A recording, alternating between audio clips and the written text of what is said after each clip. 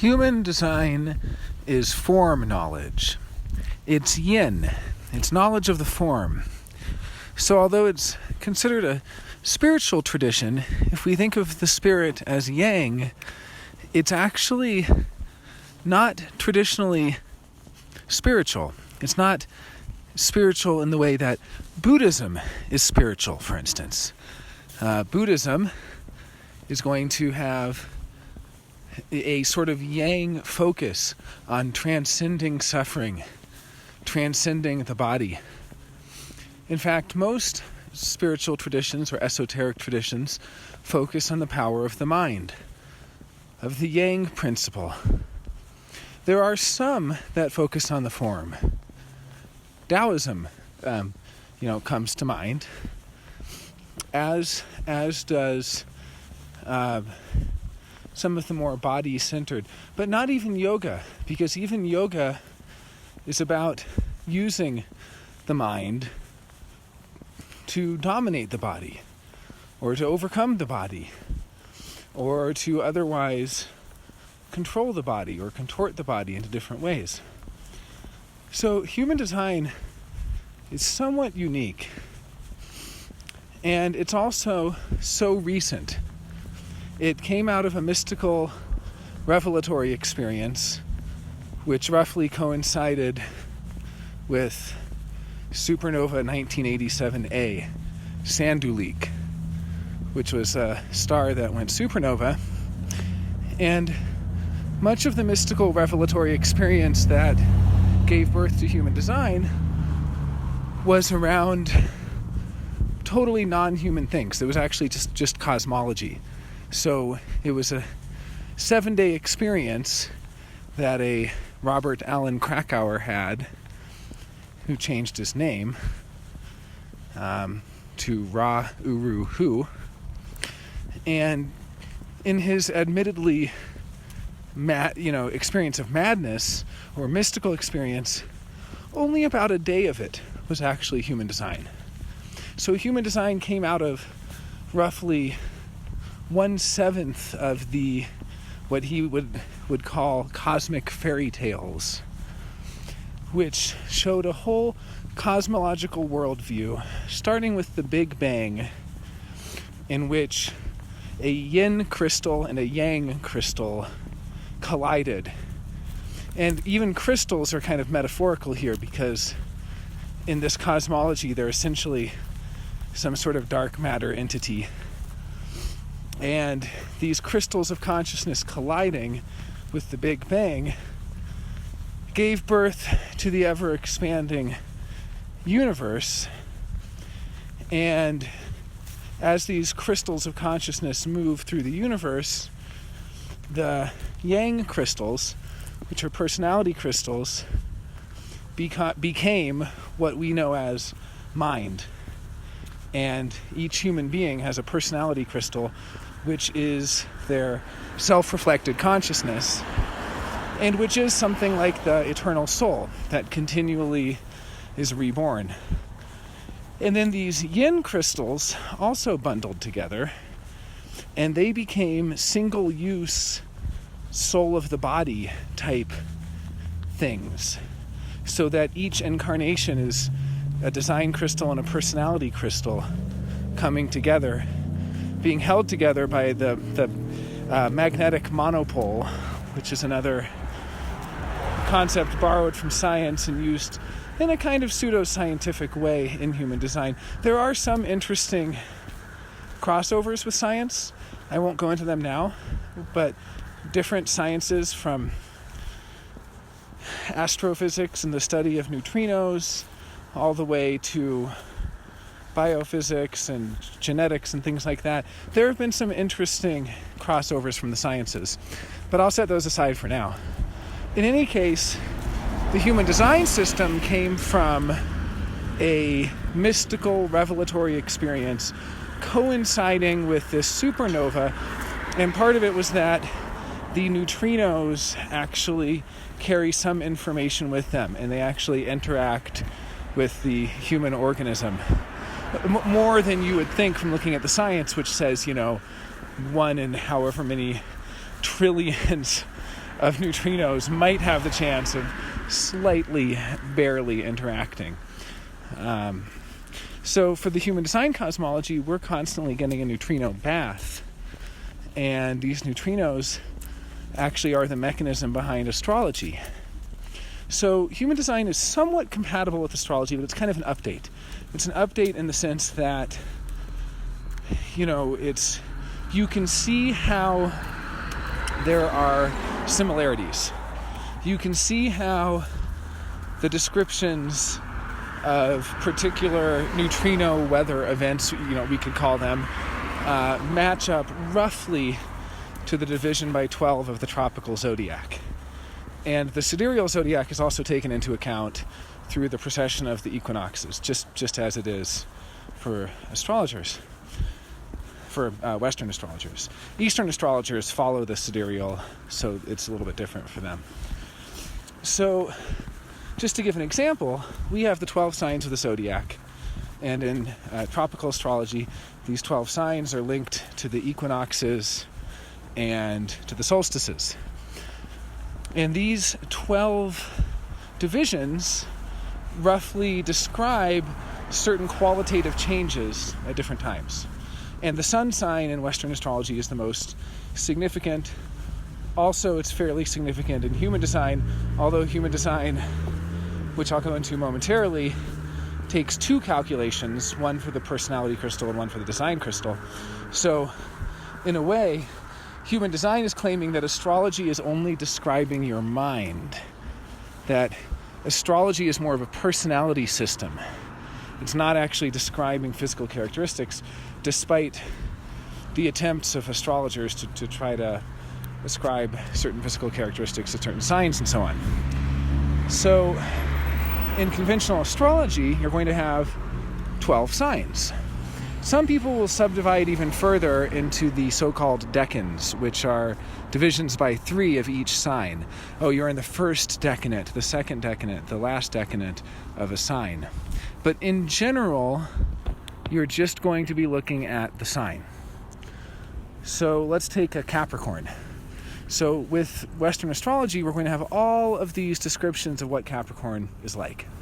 Someone who's a sun sign Capricorn, who was born for this 12th of the year, roughly, we're going to describe in certain ways as being stoic, maybe somewhat austere.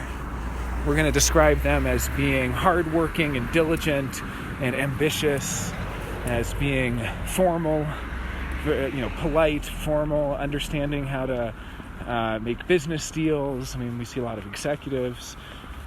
We're going to see all of these different qualities of Capricorn. Well, just to give an example of the human design version of that. Now, human design does not follow the division by 12 of the zodiac.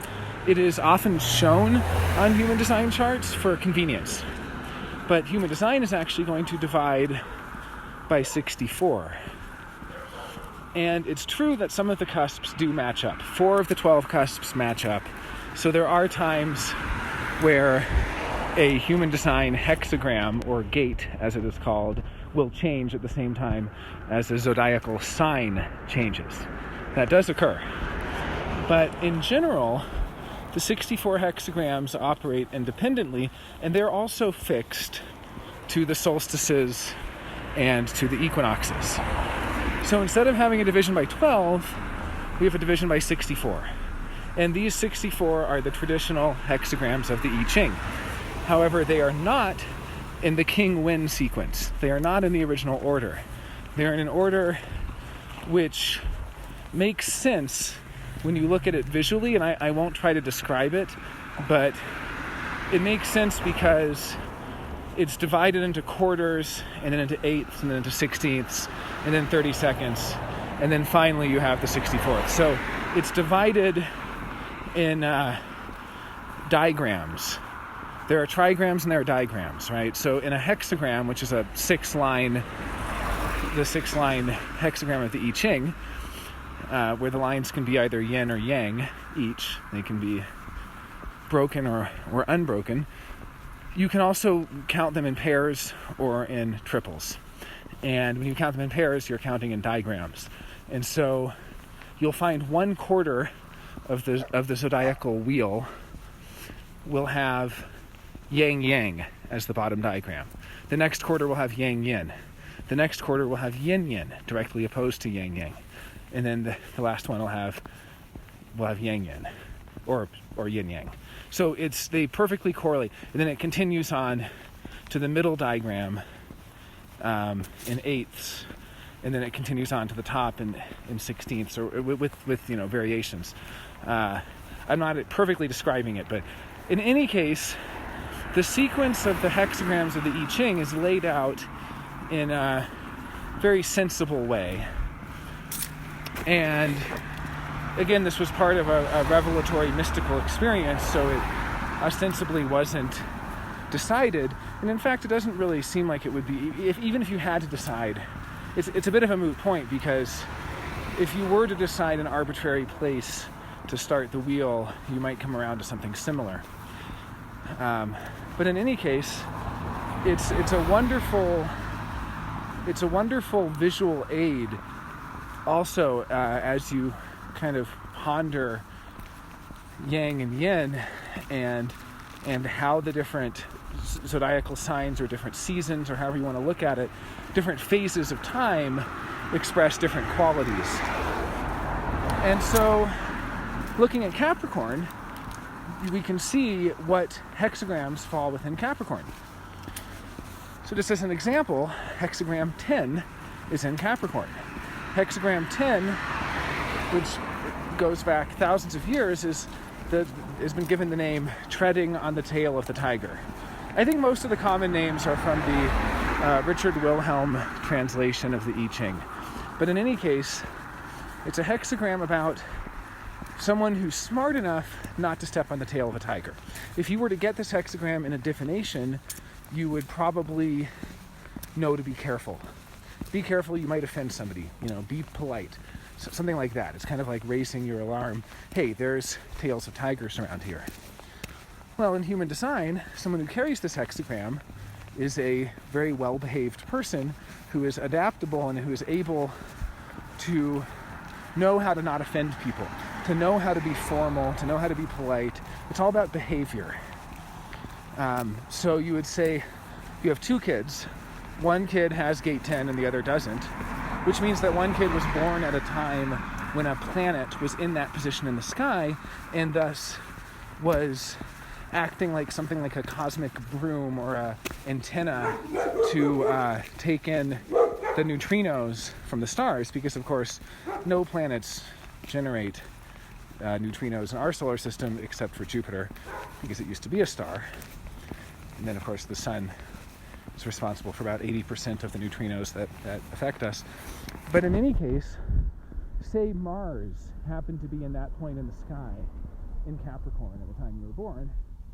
Well, the idea would be, because of that, Mars is acting like some kind of neutrino filtration agent that the neutrinos are passing through on their way to Earth. And then it's somehow, and this of course is the bizarre claim, programming your DNA. It is somehow activating certain predispositions in your DNA, whether it's epigenetics or however it works. Because again, there are 64 hexagrams in the I Ching, there are 64 codons in DNA. If you look at the diagrams, you can start to make correlations to leptons and quarks and all sorts of fun stuff. But in any case, I'll leave that aside. So someone who carries gate 10 would then be expected to be a well-behaved child, a child who doesn't scream and cry, who doesn't jump up and down on the table at a restaurant, and so on. And if they don't carry gate 10, well, they have a receptor for gate 10, so they might amplify these qualities when they're around people who carry them, but really, all bets are off. When you don't have a gate, that gate is open. It's a receptor, and so you're going to experience a lot of variability in that area. Everyone kind of gets to experience everything, it's just not consistent when it isn't consistently activated by the imprint from the time of birth, or, interestingly, from the design date, which I'll get to in a moment. So gate 10, treading on the tail of the tiger, it's all about behavior. Well, that's just one small part of Capricorn. But the thing is, if you talk to astrologers, you start saying, well, hey, is every Capricorn well behaved? And they're like, no, but there are enough Capricorns who are well behaved that this has become part of the archetype of Capricorn. But what you actually find out, and this is the kind of mind-blowing thing, is that actually the ones that are well behaved are the ones that were born during that particular part of Capricorn. That's the interesting thing. And then so all of Capricorn gets that reputation, but really it's only some part of them that actually are. So gate 54, hexagram 54, is also in Capricorn. This is traditionally called the Marrying Maiden. It is a story of a concubine who becomes the empress of all of China. She works her way up the social ladder. Well, someone who has this gate is someone who's thought to be ambitious and is driven through social interaction to basically interact with others. See, each of these has thousands of years of built up knowledge around it, so there's a lot of interesting nuances. Like gate 54, for instance, is not just about like that kind of cutthroat, ruthless 1980s style capitalist, late capitalist, whatever kind of social climbing. It is not that. It is actually the wisdom that realizes it is important to help other people, and then they will help you. So it's all about ambition to climb the social ladder through helping others, through helping them up first. You don't step on other people's backs. You help them up, and you even boost them up higher than you, and then later, when they're kind of higher in command, they give you a hand because you help them get ahead first. So, and each of these gates has so many other connotations. I mean, gate 54, for instance, is a tribal gate, which has to do with tribal circuitry. There's different kinds of so-called circuitry using the metaphor of how we are wired. And so tribal circuitry, for instance, is all about the sensation of touch. It's about handshakes and hugs, and it's about smell, if someone smells right or not.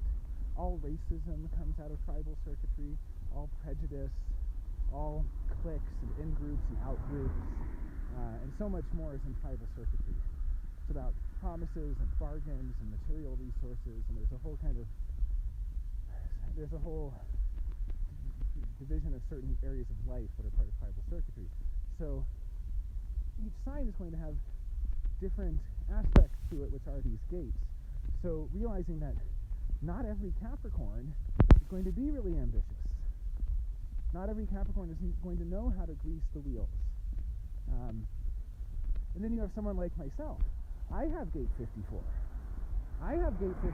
And I don't have traditionally Capricorn traits, but I certainly have that sort of marrying maiden quality of continually putting on social, lubrication and kind of greasing the wheels, making sure people are happy, wining and dining them, doing all of these marrying maiden type things, even though an astrologer would not say that I have traditional Capricornian traits.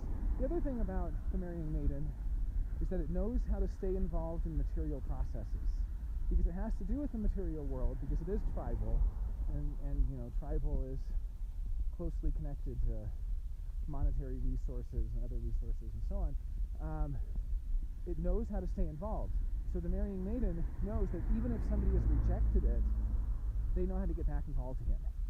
So for instance, when I was volunteering with the Global Center for Advanced Studies, this was right after Preston Davis and Jason, now Jaden Adams, had left EGS, or I'm sure they had actually graduated sometime before, but this was right when they were starting up their own company, or their own school.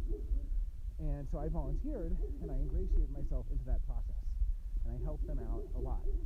But then things became really tense with Jaden and myself, because things were tense between them and Creston, at that point him and Preston, and so they eventually had a split, and then Jaden, at that time Jason, would not talk to me for well over a year, and I had to slowly ingratiate myself back into that material process.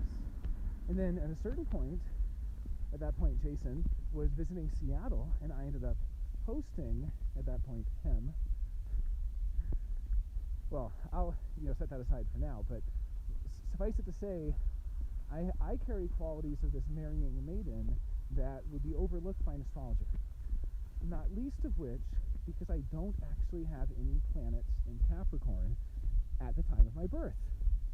I have planets in Capricorn around 88 days before my birth. If you take the sun and you put it 88 degrees retrograde, 88 degrees of solar arc before your time of birth, and then you look where all the planets were in the sky at that point, that is when the design crystal theoretically enters the body. So the design crystal is your one-off consciousness of the body. And it's actually the same thing as the unconscious.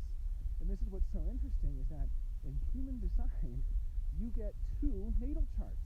You get one for the time of your birth, which is your personality, and is basically your conscious characteristics that you'll go, oh yeah, that's me. I recognize that. That's pretty obviously me. Then you get a second calculation that shows you the personality of your unconscious, and that's called your design. And it's the same thing as your body.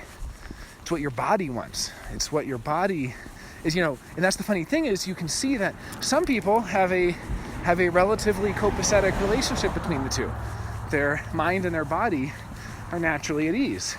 Other people, it's like there's a war going on and they don't realize it, and they're at war because they want something totally different. So even coming from an astrological background, you get some funny stuff where if you know how to do synastry, which is the astrological chart between two people, you can point out personality differences. You can point out differences in taste, differences in ethics, differences in communication styles, differences in expectations in all different ways. Well, you can do that same thing with an individual between their conscious mind and their unconscious. So human design actually gives you two calculations which combine to form the body graph, which is the synthesis or the kind of holistic auric body, the etheric body that you get out of the union of these two. So I don't even have Capricorn at the time of my birth, but I have a planet in Capricorn around 88 days before I was born. And people have asked about the 88 degree calculation and all this stuff. There's actually some really, really beautiful things that you get with that. If you were to just do 90 degrees, you don't get this beautiful zigzagging, and it's hard to describe over audio. It's much easier to see visually. But if you were to watch the two calculations move over the course of 1 year, you'll see that because of the 88 degree calculation, because it's not 90 degrees, you get this beautiful staggering where the unconscious moves first into a new gate. And then the conscious mind lags behind it and moves a little bit later. And then the unconscious moves to the next gate. And then the conscious, a little bit later, moves to that. And so you get this constant tension. And at certain points, it's actually the tension between harmonic and inharmonic combinations.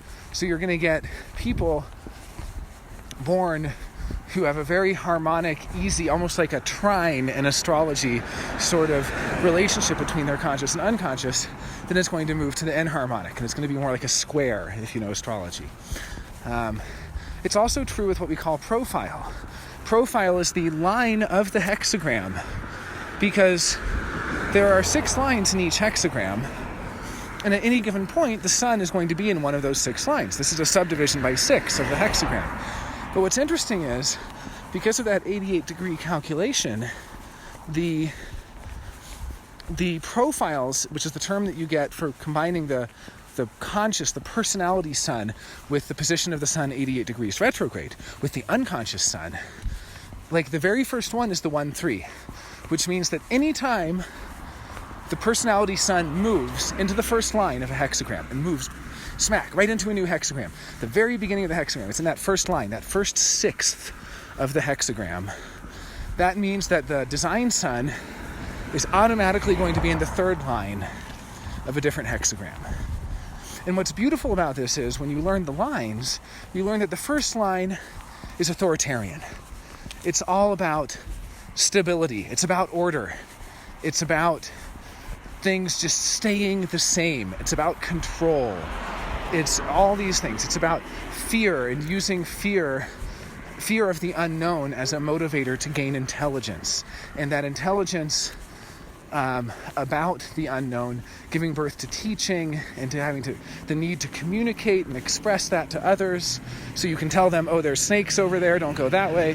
Oh, there's an apple tree over here, go there, or whatever. Not to make it some Garden of Eden myth, but this first line is very fundamental to the survival of humanity. The first line process is like the first evolutionary process. And it's all about order and establishing order and respecting hierarchies and all this. Well, the third line is about as chaotic as you can get. It's a complete anarchist. It is here to make mistakes. It is here to tear things down and have no clue what to put in its place. You know, it's the third line. The third line, it's so funny. I always tell third lines, like, don't worry about mistakes. Just tell people about them. Because it is here to make mistakes. That is what it is here to do. It is here, it's like the third lines are the people that find out what the side effects are in a new drug. The third lines are the people that do something you're not supposed to do and find out how to break things. You know, they put, the thing's only supposed to handle 10 and they put 11 or whatever. And they see what happens. So the third line is so ready at any moment to tear everything down, to just throw it all away, to start over. It's a genetic imperative to bond with the most exotic, with the most distant, the most far-reaching. It's what gives us genetic diversity, because there are third lines. And even if you don't have your personality or your design sun in the third line, the chances are you're carrying third lines. I mean, these are somewhat universal experiences I'm describing. We all make mistakes. We all have an authoritarian side, and so on. But some people, they really are like the caricature embodiment of that. Well, what's so funny is, and this is such a beautiful thing, the very first profile is the 1-3, the conscious one with the unconscious 3. So they consciously, their mind just wants things to stay the same. Their mind just wants safety and security. Their mind just wants order. Their mind just wants a leader to follow, to emulate. Their mind just wants to learn. The mind, it all at once is this safety, stability, order, investigating, learning, dispelling fear, controlling, all of this first line stuff. But what does their unconscious want? It wants to throw it all away, burn it all down, to have absolute anarchy. So it's like, that's what's great about it, is that already built into the very first sort of human archetype is this tension. The tension between the conscious desire for authoritarianism and the unconscious desire for anarchy, and for just throwing away the old order and destroying everything and burning it down to the ground. And so anyway, because of that 88-degree difference between the personality and the design, you get these beautiful, beautiful things that you just wouldn't get if you were to have a 90-degree or some other angle of difference. All right, so human design is essentially showing you a map of your conscious mind, then it's showing you a map of your unconscious, which it also claims is the same as your body.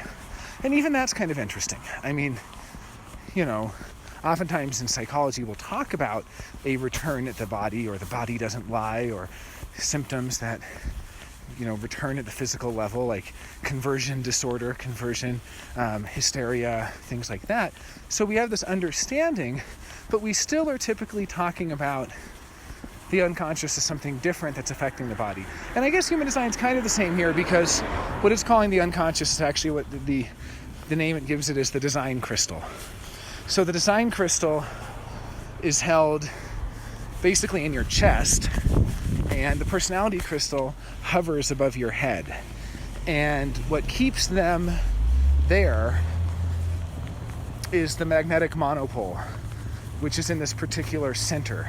Human design uses the term centers, not chakras, but chakras were an earlier version of this. And the claim in the human design system is that actually it's not that the chakra systems were invalid. It's that they're invalid now. That there's actually been an evolutionary change. That we have evolved 2 new centers. The solar plexus center and the heart center, or what's been called the ego center. I'll just call it the ego from here. Those centers have changed and evolved, and other centers from the 7-centered chakra system have also changed their purpose and their meaning. The spleen was a minor chakra, and now it has more significance, and so on. So the idea was that actually the 7-centered chakra systems were not wrong. They were not wrong, but that we now have this evolution where we're basically transitionary forms. We are homo transitus right now, because we're in a transitionary form from the 7-centered form, and we're evolving new senses even. For instance, and I won't go too far into this, but if you're interested in some of the cosmology behind this, I have a whole series on some of the more obscure cosmological claims. But it is claimed that with our more recent evolution, that we have developed a different way, we have developed an awareness, what could be called an emotional, we had emotions as motors, and now emotions, so a motor means a motivator, something that actually motivates our action. So acting out of emotion. We still do have that. In fact, that is one of the great causes of difficulty and suffering in the world, is acting from a place of emotion rather than from a place of emotional clarity.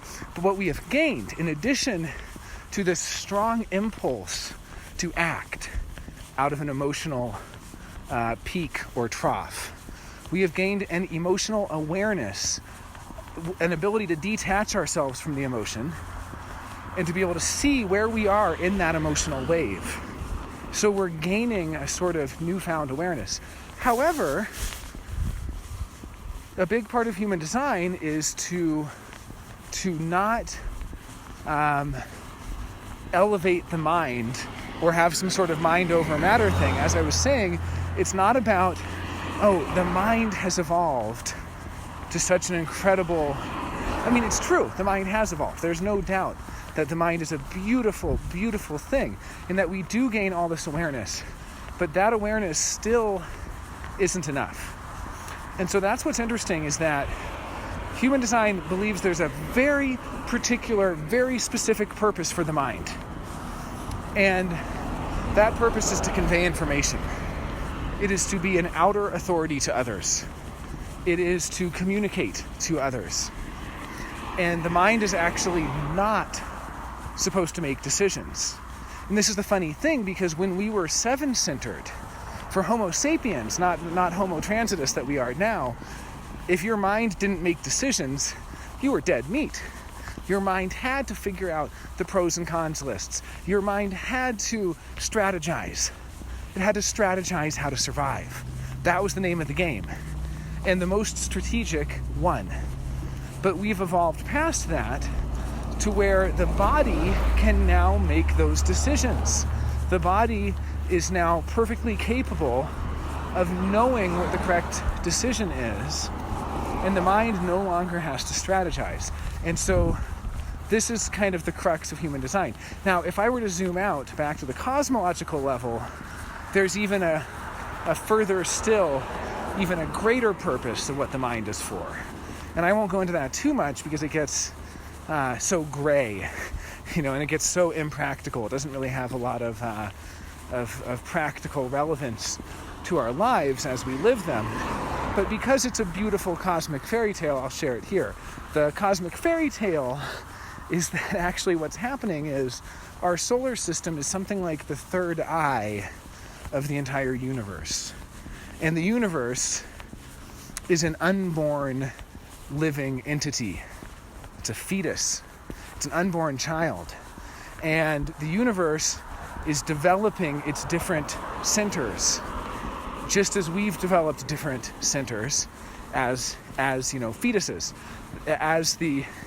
Through this kind of gestation period, there are these different developments, different glandular centers, however you want to call them, or and it's the same thing that's happening. And so we are essentially the third eye of the universe. And so as the universe is growing and expanding,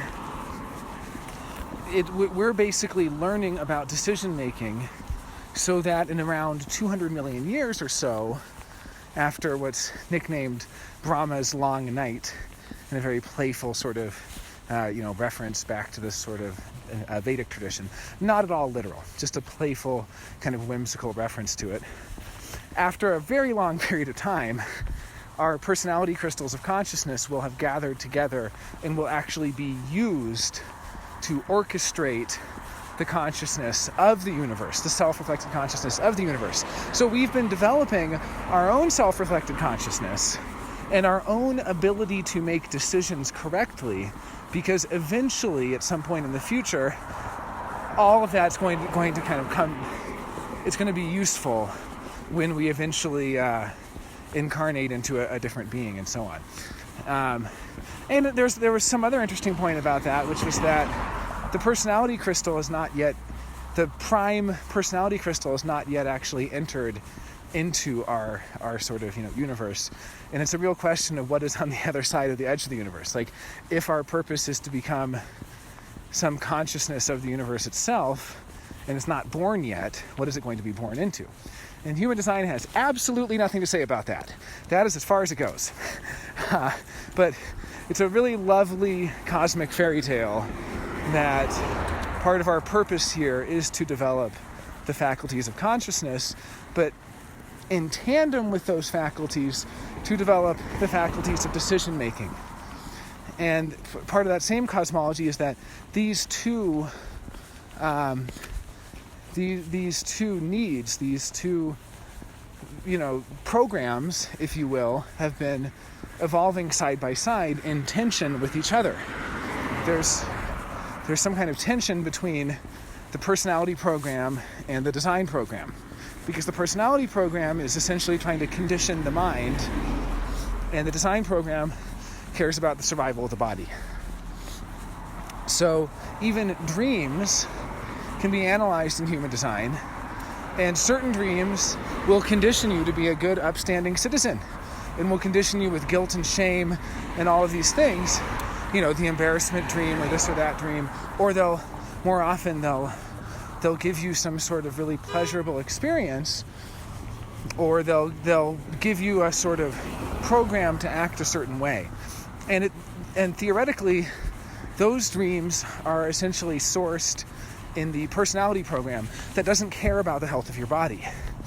Then you have design dreams, maybe like nocturnal, emission, where you're visited by a succubus, and you have some sexual dream, or you have a terrifying horror dream where you get some jolt or some shock. These are dreams that that are from the design side, and essentially they care about the health of the organism. So the organism has too much tension built up, so they're trying to release that tension. And they don't care what the mind thinks. The mind could be a priest who feels so ashamed that a demon succubus visited him in the night. But the design doesn't care about that, it's the body. All it wants to do is to discharge that built-up tension and to kind of return to some sort of equilibrium, or to have health of some kind. So anyway, the idea is that there is a sort of, it's almost like a parallel to the classic Christian myth of the battle over the human soul between God and Satan, But in this case, it's all the gods, which are all on the personality side, and then there is no devil, it's just the body. So it's kind of funny. But back to the more practical, personal import. The mind has a purpose, which is to convey information, and the body's purpose is to make decisions. And the body has a mechanical process to make decisions based on its etheric type or its auric type. And types are just kind of like strange attractors. They're just kind of, they're kind of primitives. They're archetypes. They're just basic fundamentals. And so your type is going to give you a certain mechanic. For instance, some auric types, those are the generators and the manifesting generators, attract people. And we have actually talked about this, how you can sit on the side of a room, people will walk over to you and talk to you. They'll just walk up to you. It's a magnetic aura. Other people, the manifestors, have a repelling aura. They push away other people. So anyone who tries to come close to them is going to be really intimidated and just going to feel, wow, I can't interrupt this person. I don't want to interrupt them. I'm going the other direction. And so type gives you a sort of blueprint at a very basic level where really you don't have to know any human design except type and its ensuing strategy and authority. And strategy is basically how that type is advised to move through the world.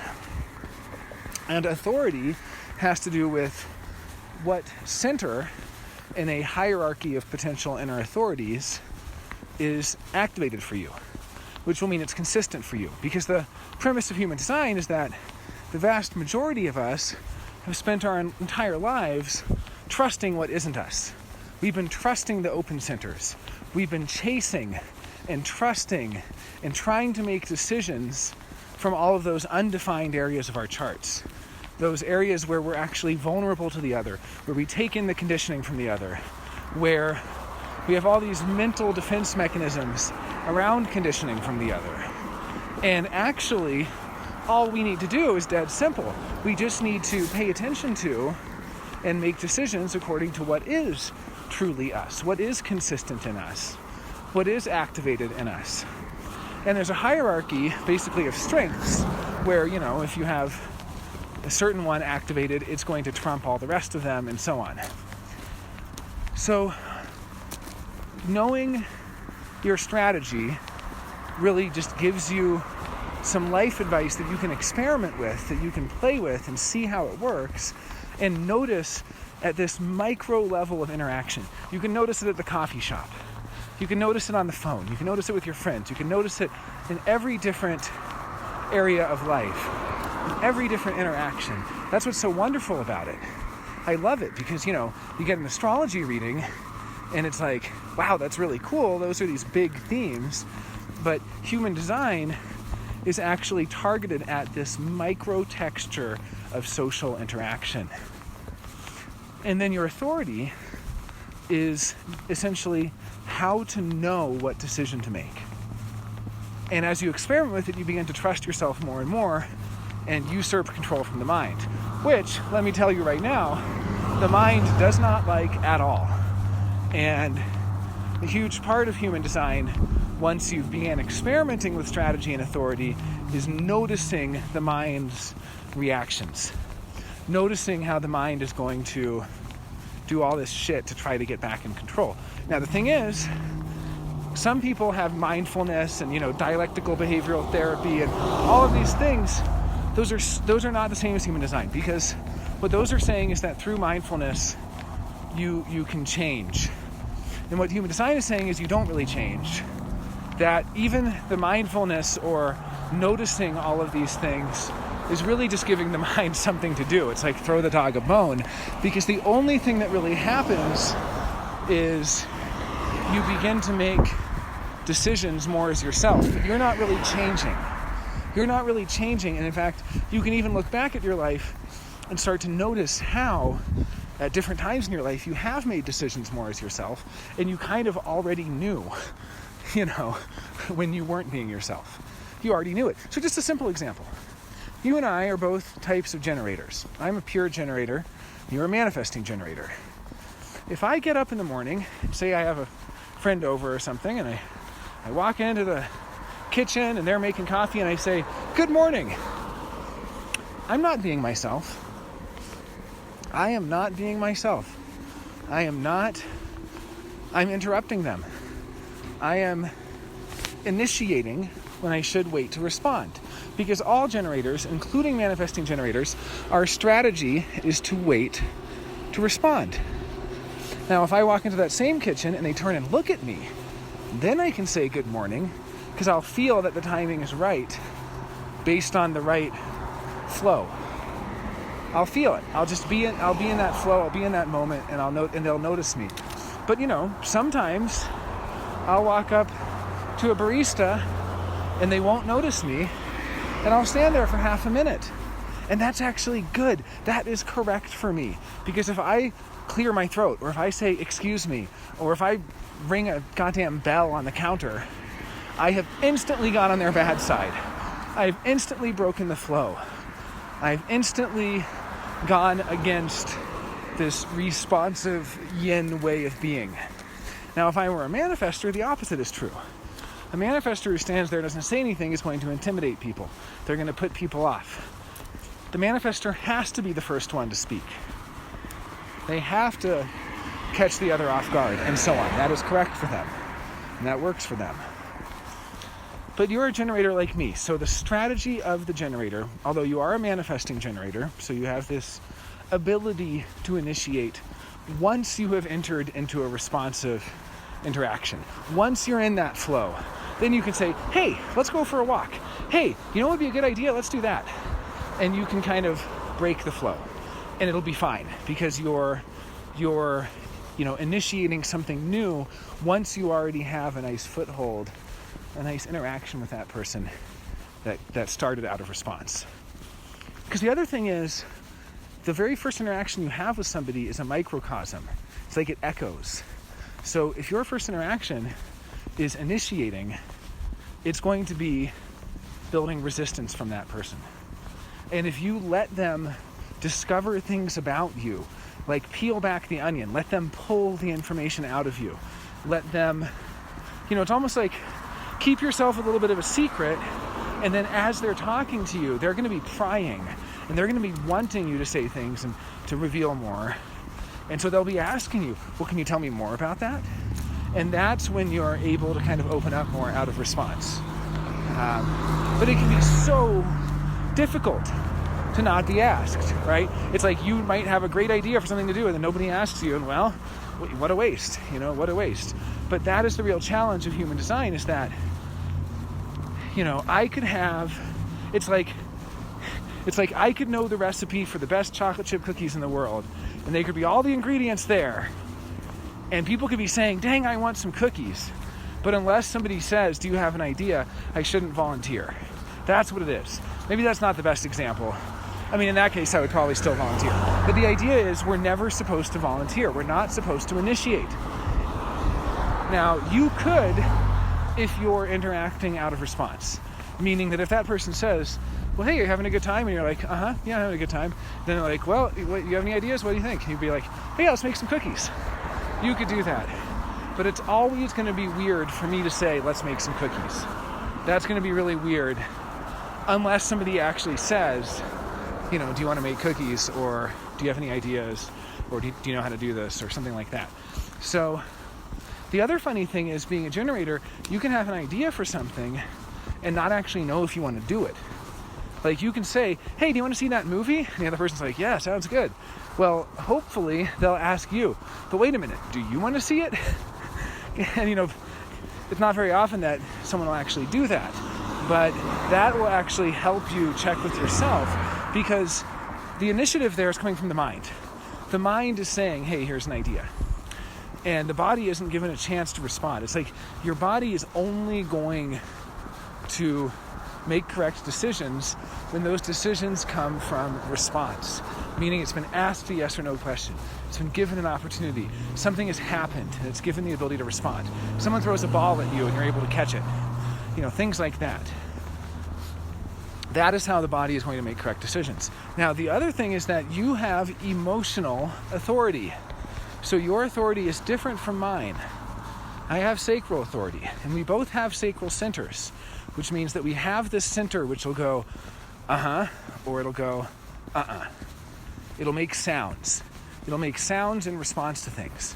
It'll go, or, doesn't like that. And so we can kind of see what it is that our body likes and dislikes. The difference is, because you have the solar plexus defined, which is the emotional center, you are going to actually have an emotional wave that's going to change.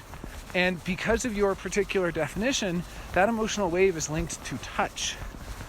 So it's actually, you might get emotional clarity when someone like touches your shoulder or touches your arm or gives you a hug, or you might even be really weird about touch. I have another friend, my friend Perry, who has the same channel, really doesn't like being touched when he's not expecting it or hasn't invited it.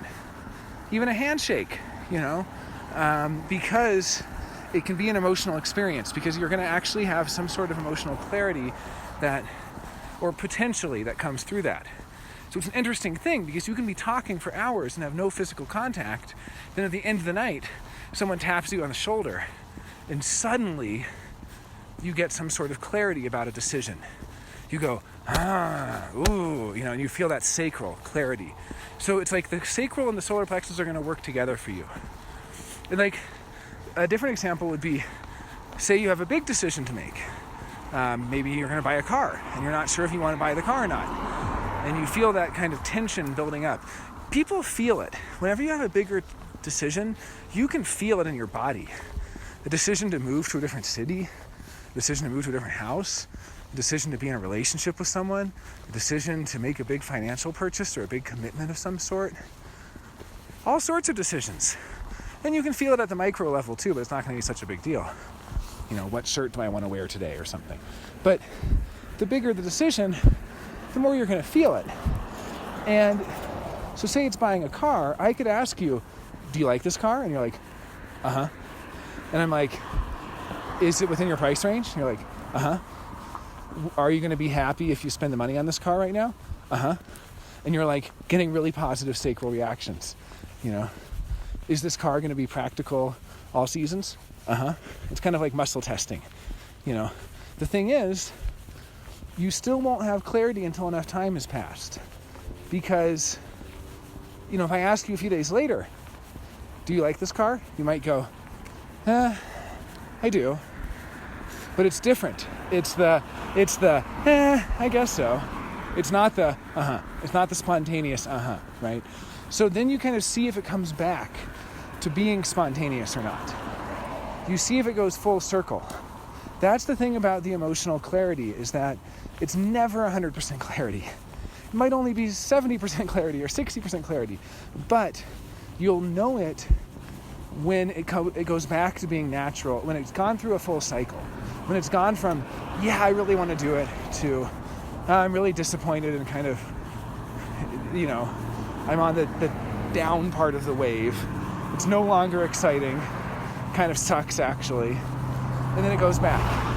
And if it goes back, it's a good decision. Now the thing is, this wave will happen before or after you make the decision. If you just make a decision with your mind, you'll still get the wave. You'll move to the place and you'll be really excited about it, then you'll get really down in the dumps about it, then you might get really excited about it again, or vice versa. So that wave is going to happen either way. It's just realizing that if you front load the wave and you delay the decision, then you're making decisions from a place of emotional clarity, and you kind of know what you're going to get yourself into. I had a friend who had the emotional definition. She has emotional definition, and we became good friends, and then we stopped being good friends, and she didn't talk to me for a while. When she finally talked to me again, she said there were a few weeks where she thought I was a really lousy friend, and she completely let go of all expectations. And this was nothing romantic. This was purely just as friends. This was just expectations of me being there for her and so on as a friend. And she completely let go of all those expectations and basically thought, well, too bad, Jonah's a lousy friend. Well, that's the down wave. She was high on the wave, had all these expectations and all this excitement. Then it was like reality kicks in. There's a good saying my friend Perry always says, which is that people take time to come into focus. It's very relevant here. When you have the emotional authority, your emotional wave is going to be changing your perspective of that person over time. And so, going from a place of excitement, she basically went to this kind of, who cares, Jonah's not a good friend after all. Then a couple weeks went by, then she found herself thinking about me, missing me, wondering how I was, and she'd come to peace with, okay, there's a kind of surrender. Okay, this is the kind of friendship I have with Jonah. He's not going to be this and this and this to me, but he might be that and that and that. And so then she contacted me again and said, I was really mad at you, but I feel a lot better now, and I do consider you a good friend.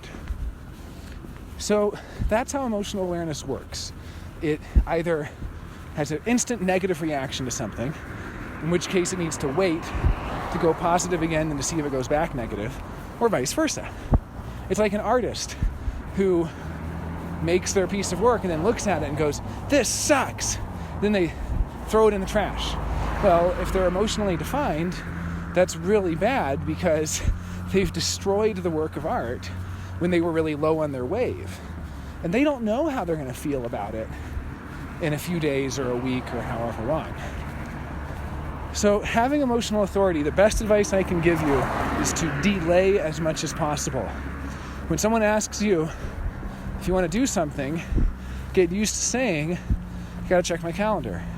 Or, sounds good. Or even, I'd really like to do that. Let me get back to you about it. Or, I don't want to do it, but I'm going to still think about it.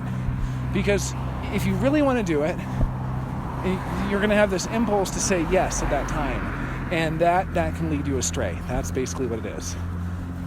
You want to wait out the emotional wave.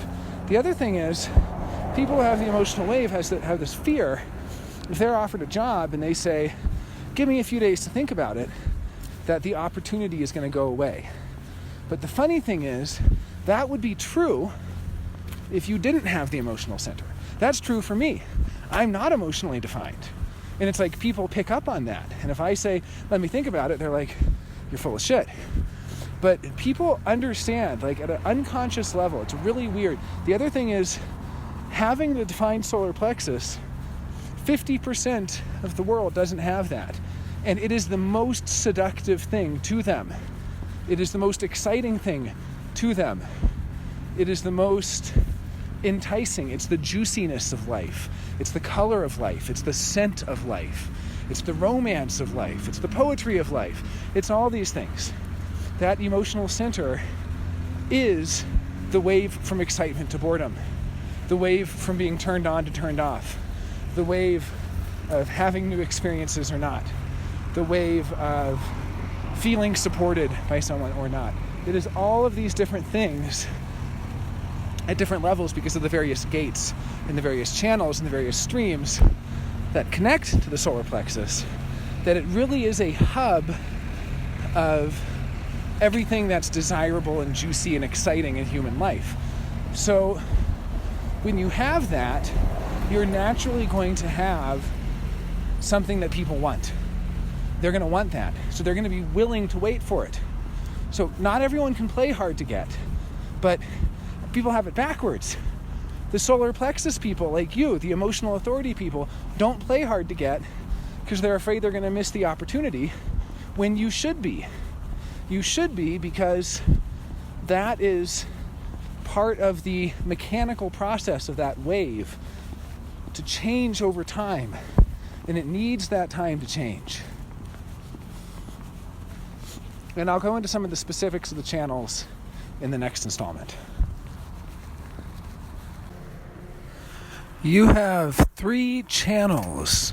If you look at your body graph, the channels are the lines connecting the different centers.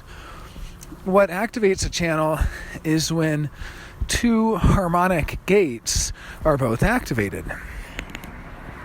So you can see that in the throat center, the highest center in the body graph that you have, 2 down from the top, you can see that you have gate 12 activated.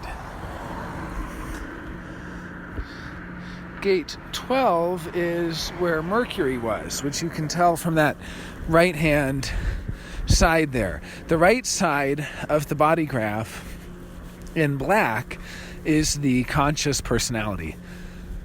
So you can see that you have gate 12 activated by Mercury, which means that's where Mercury was at the time of your birth.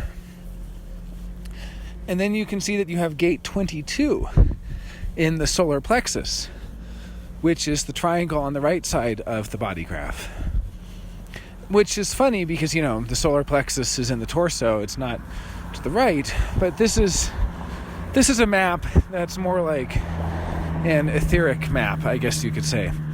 So in any case, gate 22 is activated in red, which means it's unconsciously activated. And so if we look at the left side of the body graph, we see that the moon was in gate 22 at the time of your birth. That's very fast moving. So, I think it spends about 10 or 11 hours in each gate. So someone born shortly after you, because it's actually in the fifth line. So someone born just a few hours after you would not have that channel. So channels are the life force energy. The channels actually correlate to the Kabbalah, to the Sephirot and the, I forget what they're called, something like the Paths of Truth or something like that.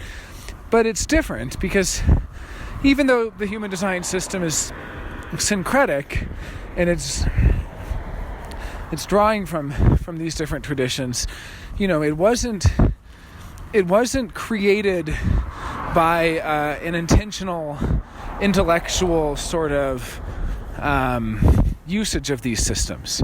So there are differences. Like, for instance, because Kabbalah has been around since we were 7-centered and now we're 9-centered, there are actually more channels. I think there's 4 that don't correspond to anything in the Kabbalah. So human design is ostensibly a new system, and it's really about this 9-centered form. So looking at the channels, the 1222, which I've mentioned, this is an incredible channel. It is in gate 12, which corresponds, let's see. Gate 12 is where a mutation supposedly happened about 90,000 years ago, which was the dropping of the larynx. And it was that mutation which gave rise to language as we know it. And gate 12 is something that we actually have in common with 5-centered beings, like other mammals, Neanderthals. We also have it in common with 7-centered beings, which were humans in the more recent history, more recent past. But neither of those had gate 22. They didn't have the solar plexus. So gate 22 is something that's distinctly 9-centered. This is what's interesting, and that mutation in gate 12, which led to this connection to gate 22, is really about language. So the 1222 is a deeply romantic channel. With language, we get romance. And romance is different from other forms of sexuality. There are experiential forms of sexuality where it's about experience, the actual experience of having sex. Or there are tribal forms of sexuality where it's about customs and about support. Well, romantic sexuality doesn't actually have to be consummated at all. Here's where we get notions like chivalrous love, like unrequited love. Here's where we get poetry. Here's where we get all of the auditory and verbal and linguistic aspects of sexuality. Sexuality as language. That's in the channel 1222. Now, interestingly, because mammals have gate 12, but not 22, whether or not this channel is defined for a person, humans have a natural ability to connect to mammals.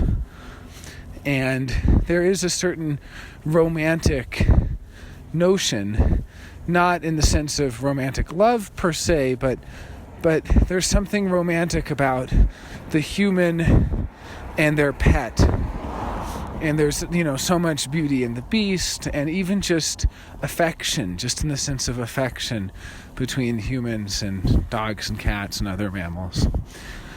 And that's the 1222. Interestingly, the other connections where mammals connect to humans, and what's great about this is that part of the human design system, as I was saying, the human design system was only about a day of a 7-day revelatory experience, or psychotic break, depending on your perspective. And some of the other material was the design of forms, the design of an atom, the design of a cell, the design of a plant, the design of inanimate objects, the design of, insects, and of birds and fish and reptiles, which actually all share a design. They're kind of the land, sea, air version of the same thing, this cold-blooded creature. But in any case, mammals... Oh, well, and I should mention, there are also transauric forms. When a group of people comes together in a form, or in a group, it forms a penta, and it starts to take on a mind of its own. Not a self-conscious mind, it's an unconscious mind, but there are transauric forms, and there's the Wa, which is a form of 16 people, of 3 pentas of 5 people each, and 1 alpha. And then there's even larger forms that form communities. And there are future forms that haven't been formed yet, and so on. So there was quite a lot of material that came out of this mystical experience. But in any case, some of the other ways mammals connect to humans, they also connect through a logical channel, which is what allows us to train them, because animals have a throat, but they don't have ajna. Or they don't have mind as we have it. They have a throat, they talk, or at least they make sounds, they express. So animals are expressive, but they do not have the conceptualizing, the mental capacity of the ajna or the dark gray matter of the head. Not dark gray, but the gray matter, so to speak. And so because the ajna is basically like the prefrontal cortex, kind of the faculties we usually associate with mind, and then the head, which is above it, is actually like the the other parts of the brain. So mammals don't have this. They don't have the ability to conceptualize. They have the ability to express, but not to conceptualize. But because they have a hanging gate that points at this ability to conceptualize, we are able to plug into them in that way also and train them with logic. And then the last way that we connect to animals is through a tribal gate. And through that particular tribal gate, it is the gate of, essentially, it's what allows us to protect them and to domesticate them, but also to eat them. And that's also undergoing a mutation. And we're going to see more veganism and things like that as that mutates, because animals are also not going to let themselves be domesticated in the same way in the future. So we have these ways of connecting to the mammal. Now, the other interesting thing is that every time we go to sleep, we take on a 5-centered form. It's almost like it is that we have 2 auric forms. We have our 9-centered form with 64 gates, and we have a 5-centered form that has only 15 gates. So when we go to sleep, we're literally missing 4 centers. We don't have the ability to conceptualize as we normally would. We lose the ajna. We lose the head. We don't have the same willpower that we normally have. We lose the ego. We lose the solar plexus. We don't have that same emotional awareness. And so every time we go to sleep, we are, in some sense, literally becoming a different body. We're becoming something totally different. And when we wake up, we have to boot back up those 4 centers that were offline. And we go from having only 15 gates to having our full 64. So what's interesting about that is that dogs and cats and other mammals are the same when they're awake or when they're asleep. They're in the same world. They're in the same body. They're experiencing things the same way. So the 1222 that you have is an incredible channel. We're not supposed to have favorites, but it's one of my personal favorites because it's a channel of being highly articulate when you're in the mood. That's gate 12. It's moody because it's an individual channel. All individual channels carry with them melancholy, but it alternates. See, I was talking a little bit about circuitry earlier, about tribal circuitry. Tribal circuitry, which is all about touch and all about support and physical connection through touch and sharing of material resources and bargaining and promises and all that tribal stuff. And then there's the collective. And the collective is totally impersonal. The collective is Walmart moving in and homogenizing against the tribe. The tribe and the collective are totally at odds with each other. The collective is about the universal subject. The internet is about the most collective thing you can imagine. Go on YouTube and you can find a treasure trove of experiences. And the collective is divided between the experiential and the logical. And they're very different because the experiential is about going back to the past, to past experiences, or even when it has a new experience, as soon as it has the experience once, it wants to just kind of take all the juice out of that experience and reflect on that experience and reminisce and process and digest on that experience. And then the logical is going to be entirely future-oriented and trying to make predictions through repetition, through repeating things. What is repeatable, and how many times do we have to repeat it to perfect the formula, and so on.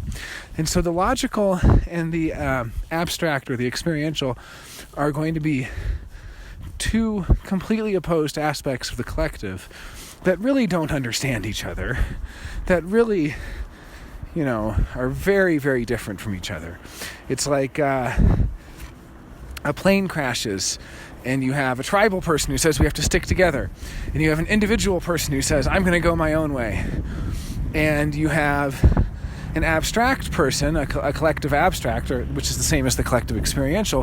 They're going to say, now I remember back, I had a similar experience once. I watched a documentary once. I saw a YouTube video once. And they're going to go back to their past experience. And you have a logical person, and they say, well, I noticed the pattern wasn't what I expected. When I was on the plane, I was expecting one thing, and I saw something different. So I started to plot our course. And I've predicted that we've crashed here, and I've predicted that if we walk this, direction for this many hours, we're going to get to, civilization. So they're each their own kind of orientation. They're each their own circuitry. And they're very different from each other. And the tribal hates the collective, and the collective hates the tribal, and the two forms of the collective are at odds with each other, and all of those have no idea what to make of the individual. So your 1222 is individual. You carry this individuality, which is really about, the individual is ultimately about mutation. And the word mutation is really here speaking to novelty, to change, to something new. Because the new always comes from the individual. Even if a bunch of people are brainstorming together, whatever it is, it's individuals. So this 1222 has the capacity to bring in the new. But the thing about it is that the individual circuitry is on a pulse.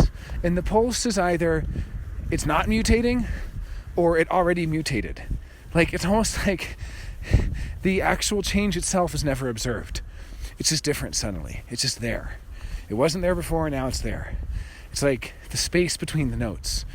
And because individual circuitry is on this pulse, there can be this deep melancholy in waiting for that mutation. Like, I think about whoever, whatever individual it was who discovered fire, who discovered how to make a fire. Sure, people may have seen fire before, but to actually discover how to make a fire. And, some individual is there, and they figure it out, and they've been waiting their whole life for that. Their whole life for that one mutation. They've been so bored and so melancholy, because the melancholy is linked to the boredom, and it's wanting something to change, and it's sick and tired of the tribal, and it's sick and tired of the collective. I mean, people who come up with apocalypse scenarios are individual, because what they're basically saying is, I would rather burn all this to the ground than go another day living in this tribal collective world, where the tribal and the collective are constantly fighting. The tribal traditions and the collective sort of force of progress or something. I think of Hegel as a very collective kind of, he was, talking about the invisible, all the people in this armored phalanx invisibly moving towards the end of history. And so there's so many funny things even just right there. The tribal versus the collective is already hilarious, because with the collective, you get a higher quality of life. You get lower birth defects and higher survival rate of babies and less starvation and all of these good things. But then you get homogenization, and you get complete impersonality. The collective is as impersonal as it gets.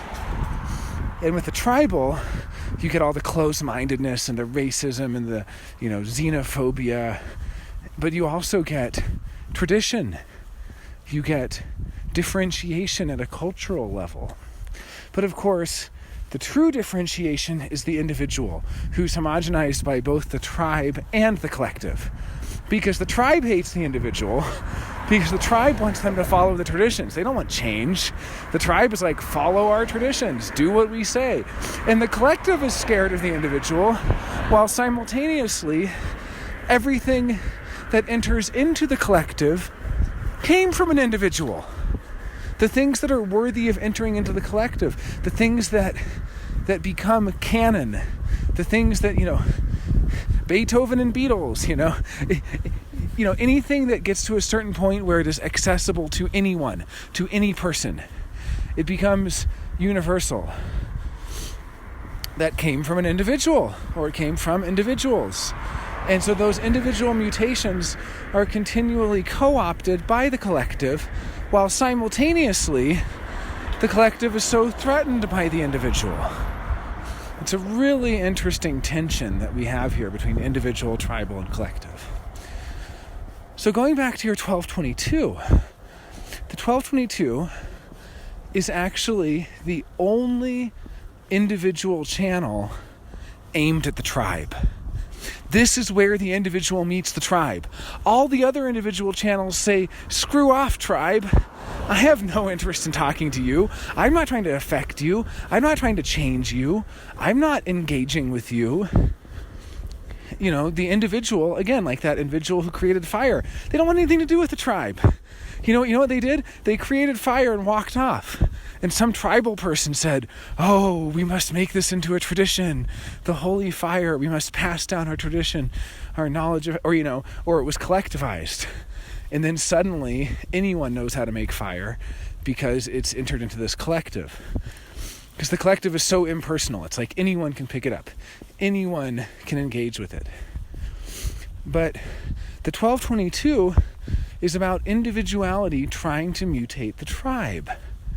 That's what it's about. And it can have a lot of failed mutations too. I mean, it doesn't always work. There can be a lot of expectation from the tribe that you're going to give them something practical or useful, or that you're going to bring them something new. And it doesn't always work because individuality can't be forced. It goes on its own clock. Some individuals wait their whole lives for a mutation that never comes. I mean, this is the melancholy of the individual. The melancholy is that you're here to bring mutation, but there's no formula for mutation. Formulas are logical. Formulas are part of the collective. The mutation might create a formula, but there's no formula that you can follow. There's no recipe, So with that 1222, gate 12 is the gate of articulation. It is the most articulate voice in the entire body graph. Of all 64 gates, of all the 11 throat gates, gate 12 is articulate. It can be incredibly articulate. Or it can be monosyllabic, and it can lose its ability to be articulate. It's all about the mood, because individuality is moody. I have gate 12. I don't have gate 22, but I have gate 12. So I know very much about selectively being articulate. At times, I can be very articulate. At other times, I couldn't be articulate to save my life. Now, I don't have gate 22, so I don't have emotional definition. I don't have that full channel. And gate 22 is the gate of the listener. It's an empathic listener that listens to the tone of voice. It listens to what's behind the words. Because you have gate 22, you're naturally going to draw attentiveness out of the other because of how you pay attention to them. When they talk to you, they'll feel like they're paid attention to. They'll feel heard. And because they feel so heard, they're more inclined to listen attentively to you. So it's a way of drawing in the attention of others by paying attention to them. Now, the funny thing about gate 22, it's a gate of the listener, but it's called the gate of grace. It's very graceful. It's very dignified. It's very graceful, dignified listening. But it'll sometimes miss the content because it's individual and because it's emotional. It'll listen from its place in the emotional wave. It'll listen for the emotional content. It's not necessarily going to pick up all of the formulas the first time around. It's not necessarily going to pick up all of the details of the experience the first time around. So having 1222, this channel of poetry, this channel of music, highly auditory, it's a very auditory channel, it essentially gives you the ability to periodically produce or create new things for the tribe. And it can be very unsettling for the tribe too. But this is another, it's a good thing gate 22 is grace, because it's being able to handle the tribe with grace. Being able to handle the tribe in a dignified manner. You see it in a lot of politicians. Now, the other interesting thing is that this 1222, its wave is not a conventional wave. Some of the other emotional channels that connect to the solar plexus, they have a more conventional wave structure where you imagine, they go up and they go down, they go up and they go down. And the person's happy and then they're sad. And they're excited and then they're bored. And they're, in pleasure and then they're in pain. And you see this more conventionally, normally, with other channels. The 1222 being individual is all about spontaneous mutation. It's all about unpredictable, sudden changes. So it's a spike lock mechanism. It spikes and then it locks and then it plateaus. So you're going along, it's almost like you don't have a wave at all. You're going along at one frequency. And everyone who sees you goes, wow, he's chipper. Or wow, he's in a dark place. Or wow, he's, whatever that frequency is, you're just in that. It's almost like an intoxication, because solar plexus is very intoxicating. And it definitely, these concepts like rose-colored glasses very much apply. But they can be other colors of glasses too. So you're locked into this frequency, whatever it may be. And then suddenly, without warning, that frequency changes. There's a spike. It's triggered into a totally different headspace. And it's going to stay in that headspace. It's going to lock. It's a spike lock. So once it spikes up or down, it's going to lock into that and stay there. And there's something really profound here in relation to romance.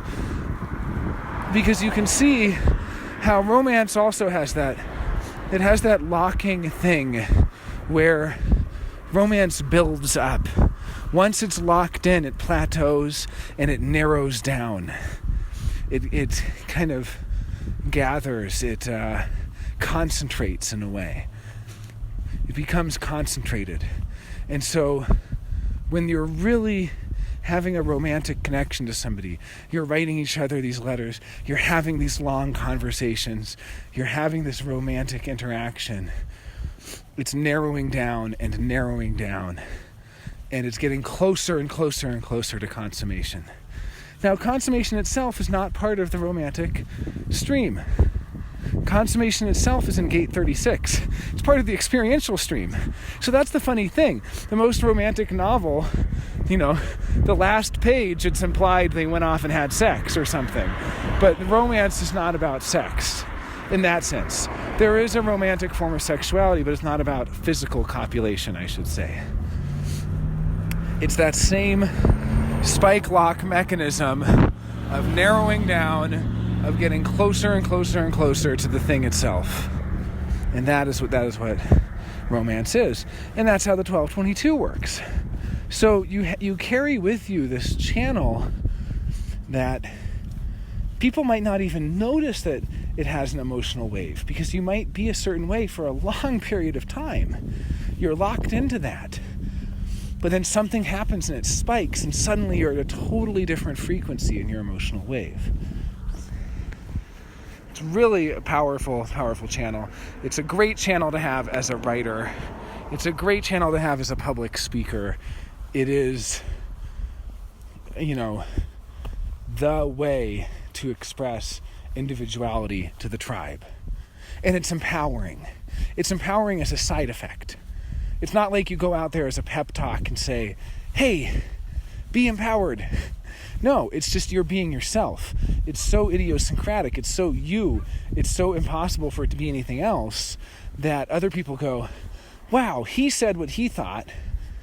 Maybe I can say what I think. Wow, he was able to communicate his own. They say that the individual is either a freak or a genius. And a lot of it depends on perspective. That a lot of people will see you as a freak, as an outsider. But there will also be that element of genius. That's what you get with individuality. It's outside of the tribe. It's outside of the collective. Now, you also have a collective and a tribal channel. So this is great because you have one of each. And having one of each, it really allows you to recognize these different aspects of yourself. Although the funny thing is, when I do readings and I tell people about their channels, they're kind of like, okay, yeah, whatever. Because there's no dilemma there. There's no real dilemmas in these channels. Like, yeah, I can give you some advice about the channels, but there's not really a dilemma in the sense that the dilemma is in the open centers. The dilemma is in the bridging gates, in your case, because you have split definition. So there are particular gates that would bridge that split, that would connect that split. And that's where the dilemmas are. It's the openness. It's the receptivity in your chart. This is where you're vulnerable. This is where there are mental defense mechanisms and mental decision making. And when I tell you about the actual aspects of your chart, I mean, yeah, I can give you practical advice there, but they're not usually dilemmas. It's like, oh yeah, I know. I'm articulate when I'm in the mood. And if I'm not in the mood, nothing's going to force me to be articulate, Well, there is one good thing I can say about, one practical thing about individuality. With individuality, it carries melancholy, as I mentioned. And that melancholy turns into depression when it is given reasons for being melancholic. And this is something that I struggled with in terms of accepting, because it sounds maybe too good to be true, maybe an oversimplification, I don't know what. But when I first encountered this information, I thought, there's no way that's the way it is. But the more I've had this experience, and of course, this is all an experiment. I mean, you can experiment with this yourself. But I think there's something to it. You're feeling melancholy. That melancholy has no reason. I mean, sure, I can say a reason like you're waiting for mutation, or you're bored, or you're waiting for something to change, or you're sick and tired of all that tribal collective stuff. Sure. But there's no real reason for why then. Why did it become melancholy right then? Why this day and not yesterday and not tomorrow? There's no reason. And as soon as you attribute a reason for the melancholy, it crystallizes. It's no longer able to be a living, changing, progressing thing. It's cut off. And when you're able to keep that melancholy in a place of having no reason for it, I had a friend who told me, I've just been so sad. I woke up this morning feeling so sad. I don't know why. And I've been racking my mind all day trying to find the reason why. And I still don't know. And I just said, good, because as soon as you find the reason why, you're freezing it. You're crystallizing it. Now, of course, as good psychologists, versed in psychoanalysis, there is something to be said for tracing things to their causes. Tracing affects. I feel guilty. Well, do I really feel guilty about the narrative I've told myself the reason I feel guilty for? Or is it because I actually betrayed what I really wanted in some other way? Or I'm feeling anxious, Lacan called anxiety the only emotion that doesn't lie.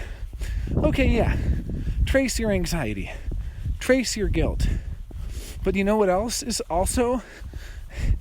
This is from Freud. The concept of overdetermination, which means we can never exhaustively list all of the reasons for something. Why did I move to Santa Fe? I can tell you reasons, but that no matter how many reasons I list, they will never exhaust the overdetermined reasons for why I actually moved here. The actual causes. Causality is always overdetermined. So what that's basically saying is you don't have to know why you're melancholy. You don't have to know why. You say, oh, it's because this happened. Oh, it's because that happened. It's because this person did this. It's because that happened to that person. It's because this happened to me. And all of these reasons that we give for melancholy freeze that melancholy and keep us in that state and transform that melancholy into depression. And that's where depression comes from. There's so many different theories about depression is frozen rage and depression is this. People that I see who experience depression have individual circuitry in their charts. And as soon as they accept and surrender to that melancholy as part of who they are and love that melancholy. And the other good advice is, it's the opposite of what everyone tells you. They always say, oh, when you're sad, be around people. Be around friends. No, melancholy is telling you you need to be alone. Melancholy is telling you there's about to be a creative breakthrough. There's about to be a mutation. And usually people get it the opposite way. They think they feel melancholic, and then they go, I'm melancholic because nothing will ever change. Because it'll never change. It's actually signaling to you that something is about to change. Melancholy is signaling that a change is coming. So be alone so you can get in touch with that, so you can be centered and ready. So yeah, I can give advice about the circuitry that you do have. But in general, circuitry doesn't cause problems. In general, the defined centers don't really cause problems. People actually have a lot of dilemmas around the openness in their chart. They have dilemmas if they're split definition like you in the bridging gates, which become a huge focus. Huge focus. They feel like they need that thing that they're not. And they can get stuck on people who give them that thing. And so we'll go into the openness in the chart in a bit. But talking about your channels, so you have this individual channel, the 1222. Then you have a tribal channel, which is great. You have the 59-6.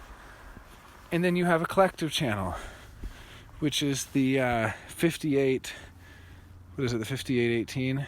Yeah, channel of judgment. So, I've already talked about the 1222.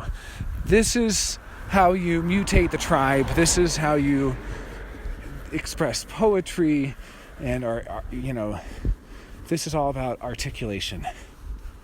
The 59-6 is a tribal channel. This is about intimacy. It's about breaking through people's defenses. I call it the aura cutter. Something really interesting about this, it's one of the two channels in the defense circuit. And the defense circuit is about the survival of the human species. And it's particularly about procreation. It's connected to the sacral center, which has to do with fertility. Not sexuality, just fertility. And the defense circuit goes on either side of the sacral. So you see the 59-6, that goes to the right side of the sacral, to the solar plexus. And this is like the father, because this is about spreading your seed. This is about breaking down barriers to intimacy. And it's about being able to achieve intimacy with anyone. If you put two human beings on a desert island, eventually they'll be able to achieve intimacy of some kind. It's just the way we're wired. We're wired ultimately to not be discriminating. And then you see the other side, the 50-27. And that is the channel of the mother and mothering.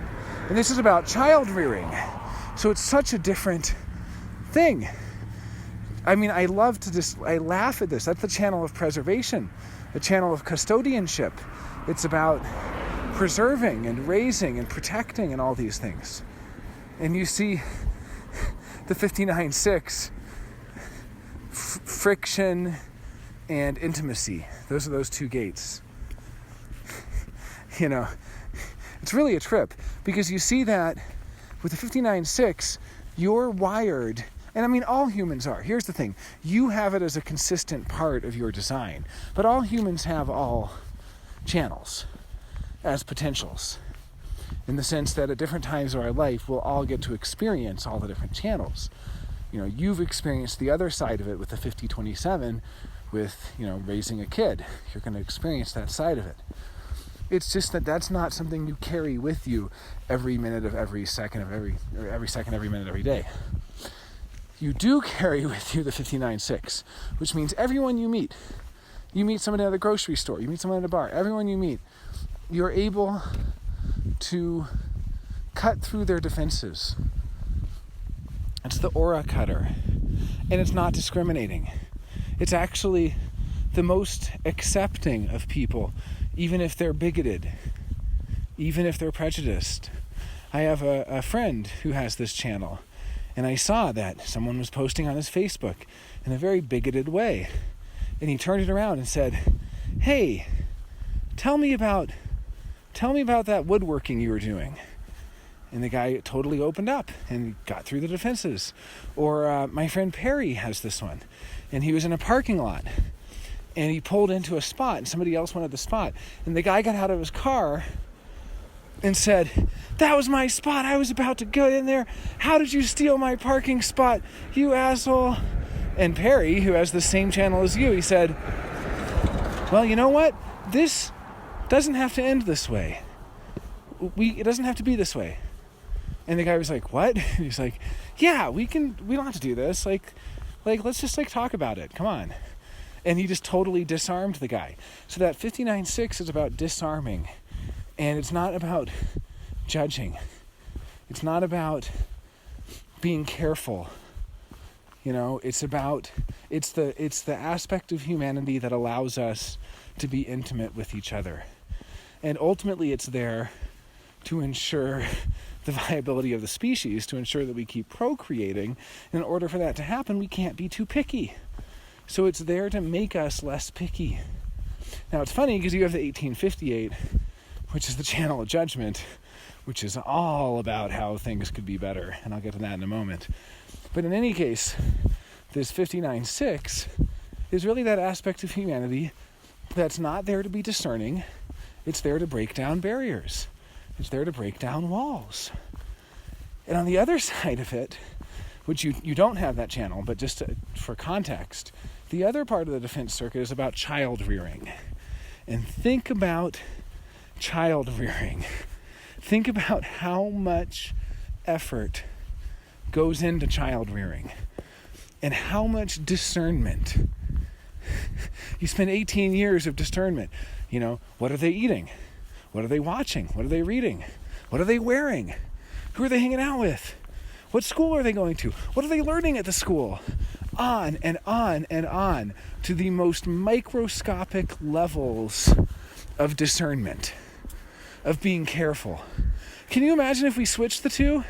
If it took you 18 years to find a sexual partner, and then you have the kid and you're like, oh yeah, feed them whatever, let them do whatever they want. It's funny because they're so polar opposite, fathering and mothering.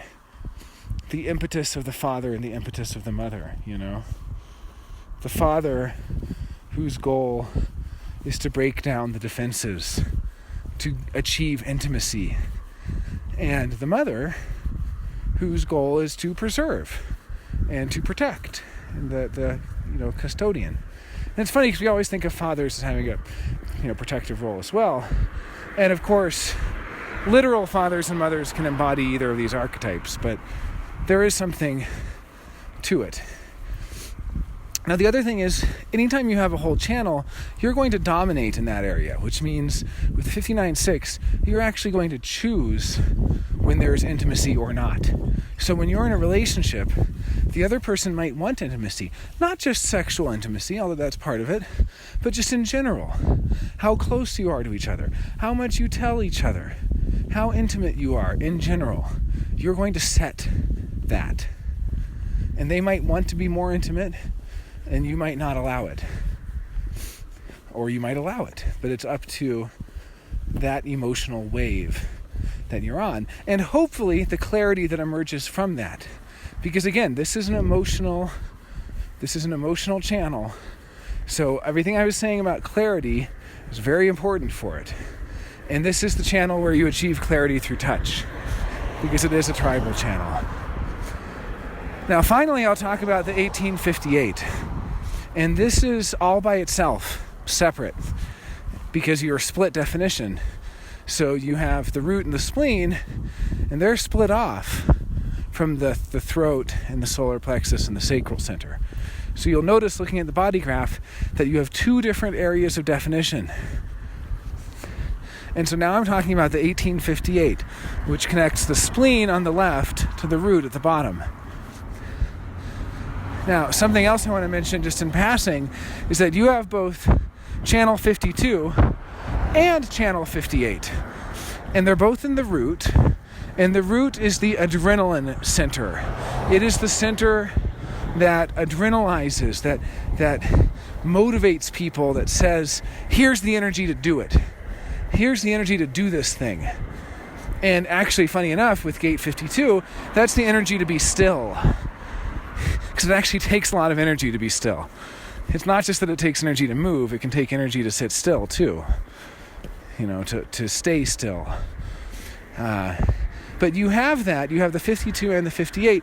And those are the only two fuels for the logical process in the entire body graph. The other 62 gates are not fuels for logic. But there are many logical gates. So all these logical gates need someone with the 52 or need someone with the 58 to be around to get energized. People have all these projects they want to do, all these scientific experiments. Logic is the most starved circuitry in the entire body graph. And it's like that in the world too. Think of how many people who have logic things they want to do. They want to do their research project. They want to do their experiment. And there's no energy to do it. There's no financial resource to do it.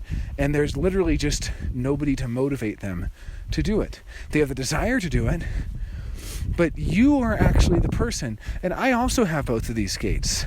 So funny enough, you and me both become very in demand by businesses, scientists, even artists who want to do experiments. Anyone who wants to experiment, when they have us around, we energize them. We fuel their motivation to do those experiments. We just naturally have that logical fuel. And it's something that is really rare, and that both you and myself may take for granted, not realizing it.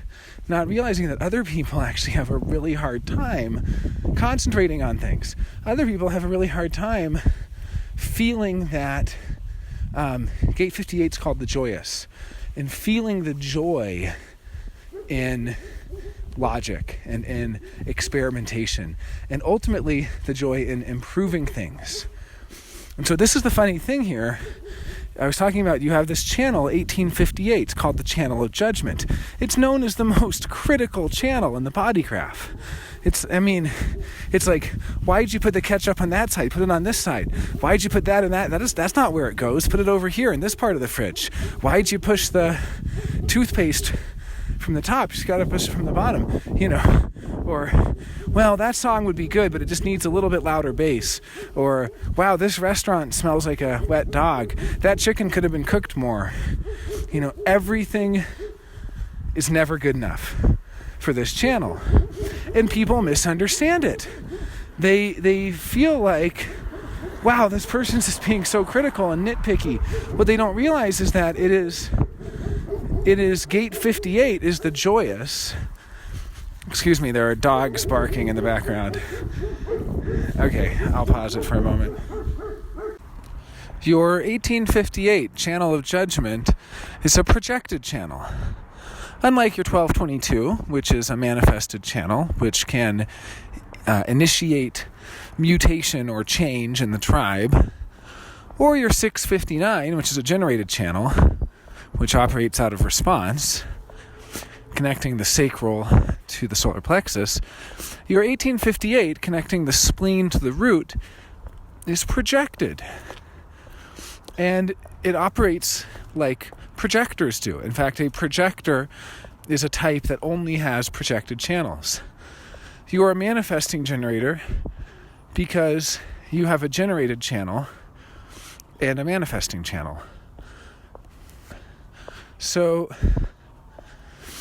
having this projected channel means that it only operates when it's recognized.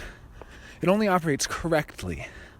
It has to be recognized and it has to be invited. So I know someone who has the 1858, and she's the manager of a design team. And when I gave her a reading, she said that for years it's been an ongoing problem that she has a reputation in the office for being impossible to please. That her employees are continually frustrated when they bring her things and all she has is changes. Well, it would be better if you did this. It's better if you did that. And this sort of judgment, my advice to her was, wait until you're invited. Make them pull it out of you. They say, do you have any ideas for how to improve this? Then you say, yeah, I do. And then you still wait, and you wait for them to say, well, what are some of the ideas? And you even check in and say, well, do you really want to know? And they're like, yeah, I really want to know. And once you've confirmed that they're really inviting you, see, part of it is that they will only really invite you when they recognize your talent. All projected channels are waiting to be recognized. And they go from being nuisances to being incredibly valuable when they are recognized. But if your ability to improve things, if your ability to judge things is not recognized, it's going to annoy people. So that's the first thing, is to wait to be invited before critiquing. That's so important, because your critique is so spot on. It can be really cutting because it's so accurate, it's so true. And it's not just critique that this is bad, it's actually real ideas for how to improve it. See, it's a collective logical channel, and as part of logic, it's going to continually experiment with ways to do something. It's going to continually try all different ways to improve it. And it's going to make predictions. It's going to be future focused and thinking, well, let's try this, and does this make it better? Nope, that didn't make it better. Let's try this, does that make it better? And so on. And it's going to come up with really good ways to improve things. But it has to be recognized and has to be invited. Now, the other thing is, because it's collective, it's impersonal. It's totally impersonal. So that impersonality of the collective, people don't always understand that. They sometimes take it personally. So I've gone over your channels. Now, what I'd like to do is talk about your overall definition, your split definition. And split definition is a really, really valuable thing when it comes to human relationship. But it doesn't seem that way. It doesn't seem valuable. It seems like a problem. It seems like a dilemma. And in fact, it is a dilemma as long as the mind is making decisions. Because the mind is going to make decisions that try to compensate for that split. See, the split is, when you look at your body graph, you'll see that you have two separate areas of definition. You have the root and the spleen connected by 1858, and those two centers are totally separate with no connection to the sacral, the solar plexus, and the throat, connected by the 659 and the 1222. So you have these two separate definition areas that are split off from each other. And what that feels like is that there's something missing. And you periodically get that thing that's missing, and it feels good. Whether that thing is a person who has one of the bridging gates, a gate that bridges that split, or whether it is one of the themes of that bridging gate. Because we're always chasing what we're not. We're always chasing. It's like nature abhors a vacuum. We're chasing after the thing to fill that emptiness. And so the emptiness in the chart, the so-called missing gates, they're not really missing, but they feel like they are. These bridging gates, these gates that would connect the two areas of your definition, become the focus of the entire life. And it's especially profound when there's only one. I've done readings for people where they only have one bridging gate. And that one bridging gate is the sole focus of their entire life. It's the one thing they care about. It's the one thing they constantly are searching for and saying, if only I had this. If only I had this thing. So I know someone whose bridging gate is 52. That's a gate that you and I both have. And as I mentioned before, it's about stillness. It's about the energy to be still. Because it takes energy to be still. It takes energy to actually still the mind, or to still the body, or to just stay in stillness. And you and I have this naturally, so we won't even notice it. The gates that we have, the channels that we have, are just so ho-hum. It's like a fish in water. It's not going to be like, wow, what great water. It's just going to be like, this is life. So we don't notice that. We don't even think about that. But for someone who's missing that, for that to be their bridging gate, their entire life is focused on that. Their entire life is, how do I get more of that? So she meditates all the time. She meditates for hours a day. If she's asking herself what decision to make, like what kind of person to be with in a relationship, you better believe that's part of it. Is this person still? Are they calm? Are they going to sit still with me? Or are they going to be very active? With a job. Is this a job where I can be still? Is this a job where I can find stillness? Every decision is based around searching for stillness. And she's not a still person. She can't focus on anything. Or rather, she focuses too much, and the focus is constantly shifting. It's classic, what would normally be diagnosed as ADHD, because it's moving around so much, constantly shifting focus. And yet she spends her whole life looking for stillness. Now, if she were to make decisions according to strategy and authority, she's a generator. If she were to give over decision-making power to her body and go or she would be doing what her body wants. Her body doesn't give a crap about being still. Her body doesn't need to be still. It's purely mental. It's the mind trying to fill in that gap. And that's what happens with the bridging gates. They become the focus of the mind. And they become the raison d'etre of life. They become the primary decision-making factor or factors.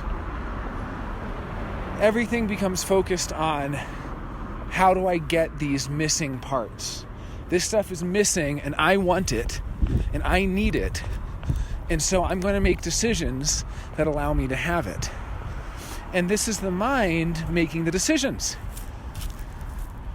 So human design is all about usurping control from the mind, giving it back to the body, so that the mind can no longer make decisions like this. That's what it's about.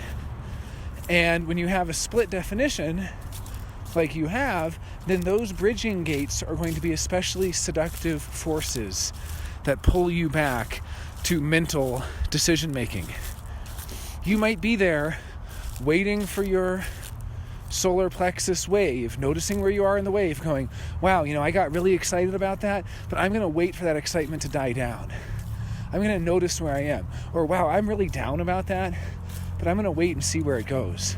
I'm going to savor this emotional state instead of making an impulsive decision. And so you'll be there in that state of following your strategy and authority, of being in touch with your body, of noticing how your sacral responses are changing depending on where you are in that wave. And then something will come along and they'll say, do you want to do this? Do you want this job? Do you want to move there? Do you want to be in a relationship with this person? And they'll ask you a question and you'll have to make a decision. And at that point, all of the bridging gates are like heads of a hydra that come up like devils on the shoulder, or angels on the shoulder even, to kind of say, well, now, you should decide this, you should decide that. And the reasoning behind it is going to be this erroneous belief, if only I had that, I would be complete. If only I had that, everything would be different. For my friend who's missing stillness, if only I had that stillness, I would be satisfied. If only I had that stillness, I would find peace. Whatever it is, it's this belief that you need that gate that you don't have. And you don't. You don't need it.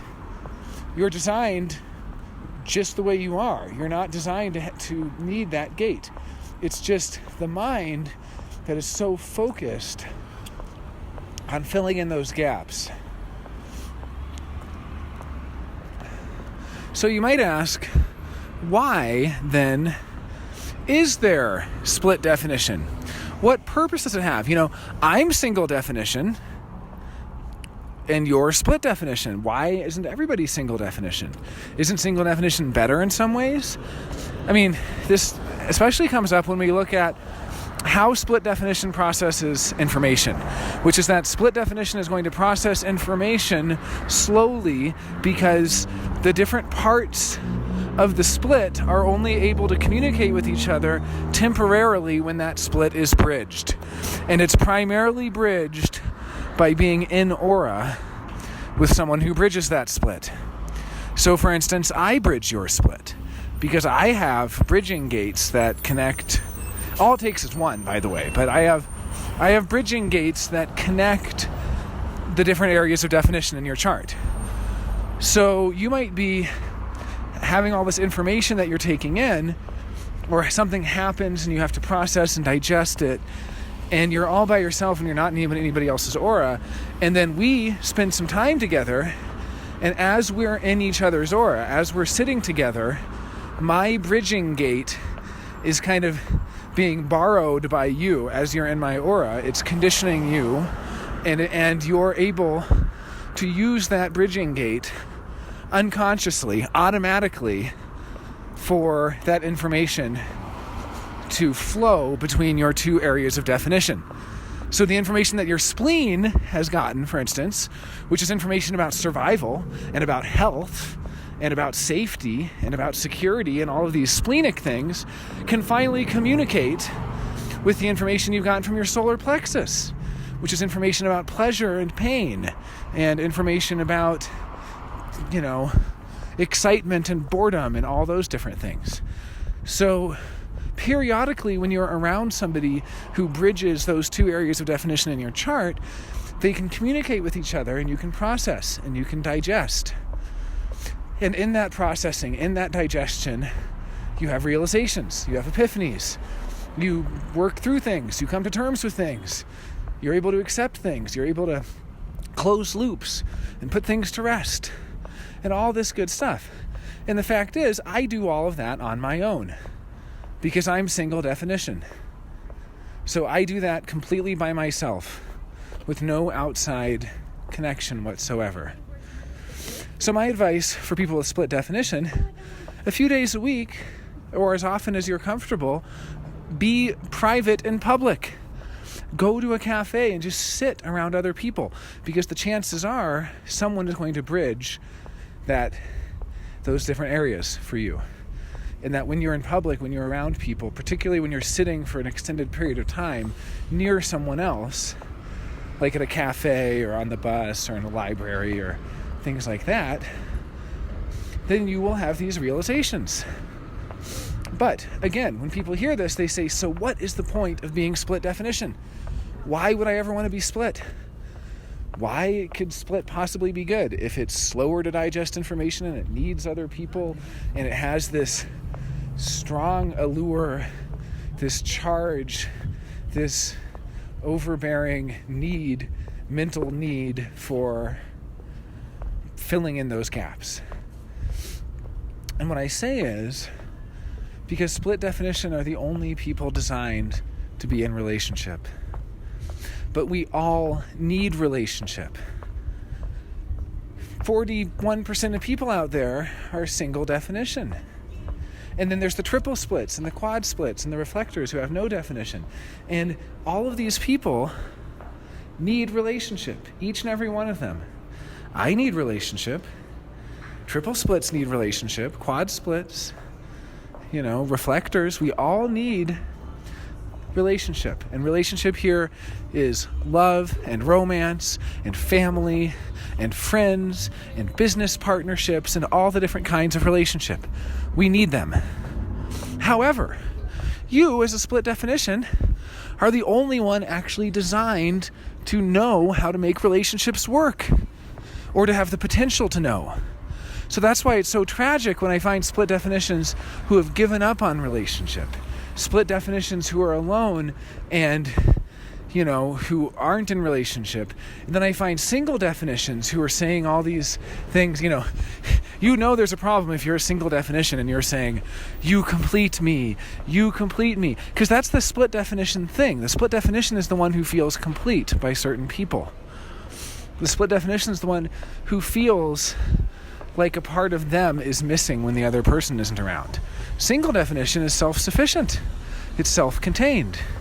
So split definition is designed for relationship, but more than that, they have the potential to truly become wise about what relationships need to be successful and to be satisfying, to be enriching, to be productive, to be peaceful, to be surprising. All of these things that make relationships worth having.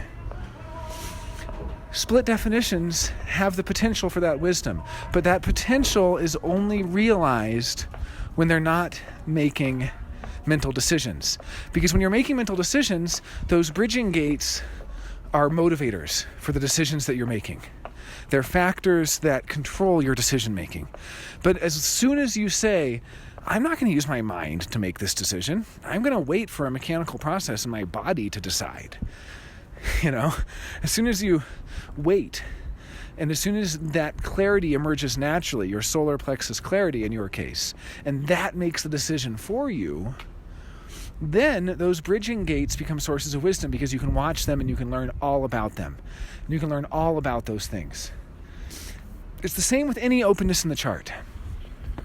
Any openness in the chart is the exact same thing. If you have openness in your chart, whether it's an open center, an open channel, an open gate, that's what you can learn about. So you have open ego, so you can learn all about self-esteem and who has a big ego and who doesn't, and who knows what they're worth and who doesn't, and who's charging too much and who's charging too little, and all the stuff about ego. Ego is closely related to willpower. So you can know very intimately who has the willpower to do something and who doesn't have that willpower. Who has the capacity, who doesn't. Who, has the courage, who doesn't, and all these things. And you can learn all about what courage really means and what willpower really is and what self-esteem really is and what it means to feel good or bad about yourself. And, the ego is the center of threat. So you can know all about feeling threatened and threatening people and feeling like you are threatening to them even though you don't mean to be, or all of these different nuances of the ego. When you have a center undefined, you learn all about that thing. When you have a channel undefined, you learn all about that. Well, it is the same with your bridging gates, because these are gates that are not activated for you. They are open for you. And so your bridging gates are things you can learn all about. You and I have gate 52, so we don't really know about stillness. We are stillness. We embody stillness. We live stillness. It's not our place to know what stillness is. But someone like my friend who's missing gate 52, well, she's spending her entire life chasing stillness. But if she finally gave up on that pursuit, she would realize that she's perfectly poised to know every last thing there is about stillness. And furthermore, because they're bridging gates for a split definition, it's the value of these things in relationship. So someone who has bridging gate 29, the gate of commitment, the gate of saying yes, they will understand the value of commitment in relationship. But if they have gate 35, the gate of experience, they're going to understand the value of having experiences together in a relationship and going on adventures together. My friend who has gate 52 as her bridging gate, she'll understand the value of stillness in a relationship. That in order to make a relationship work, people need to be able to be still together. They can't always be active together. And so on. So as I tell you about your bridging gates, I want you to first think about how they're so seductive. And they're things that influence your mental decision making, that you will pursue these things, that they're tantalizing to you. And then think about, as you give up that pursuit, as you make decisions from a place of solar plexus clarity, of your emotional wave becoming, achieving emotional clarity. And as you slow down and you don't make decisions impulsively when you're high or low on your wave. And believe me, as much as you might already be doing this, there's always a next level. Because you might say, I don't make decisions impulsively. Then you meet the most beautiful woman in the world who sweeps you off your feet.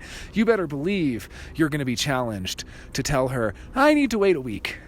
You're going to feel every cell in your body is going to be telling you that if you wait, you'll miss the opportunity. But you have to wait. Because waiting is the only thing that allows you to make correct decisions. Waiting for that clarity and not tricking yourself into thinking you have that clarity and not making the decision from a place of excitement. not making the decision from a place of happiness, or from a place of boredom, or from a place of sadness, or from any of these different emotional states. But it's hard, there's always a next level. You might be great at it for months or for years, and then again, some woman comes along and sweeps you off your feet, or some perfect job comes along, or you see something, there's a decision that happens to you and you feel like, I need to act now. And if I don't act now, I'm going to miss out. And there you go. Then you make the decision from that emotional place, from that impulsive place. So just as you're thinking about this, just realize that this is the real battle. It is the battle for control of the form, for the control of the trajectory of the life. And it is a battle between the mind and the body. And all of these bridging gates, you have 5 bridging gates. I'm going to go into them in detail. Now, each of them will not be as strong of a deciding factor. They won't all be equal. One will probably be stronger than the others. And because you have 5, there is also going to be the influence of the open centers to take into account.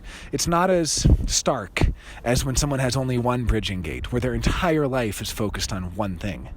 In your case, you're going to have these 5 different considerations pulling at you, urging you to make decisions by taking them into account and influencing the mental decision making. And then the second that you make decisions following your strategy and authority, all that goes away, because it completely short circuits the mind's ability to make decisions. Because you just say, I'm just going to wait. I'm just going to wait for the emotional clarity. And then you might say, well, how do I know when I have clarity? Well, then you don't. It's like asking that question, how do I know if I had an orgasm? Well, you haven't, How do I know if I have clarity? Well, if you're asking that, then you don't yet have clarity. But it happens. It happens, and when it does, you feel that clarity. And so that's what I would like you to consider as I go into your bridging gates. And then thinking about how these 5 bridging gates are transformed when you surrender mental decision-making to places of potential wisdom, where you actually can learn all about these things and what they really are and what they mean and how they operate and how they function and who has them and who doesn't, and how to even learn from these 5 areas of life in order to make relationships work. And then you can share that with everyone around you, because, I'm looking to you to tell me how to make relationships work. I don't know. I'm not equipped to know. I'm only equipped to learn from those who have the potential to know. So me and all the other single definition people out there are not designed to be able to figure this stuff out on our own. We need you and split definition people to share with us how to make relationships work, how to make relationships satisfying, what relationships need, how to compromise, why, when, and where to compromise, how much to compromise, all of this stuff. We need to learn that from people who are designed for relationships, like yourself.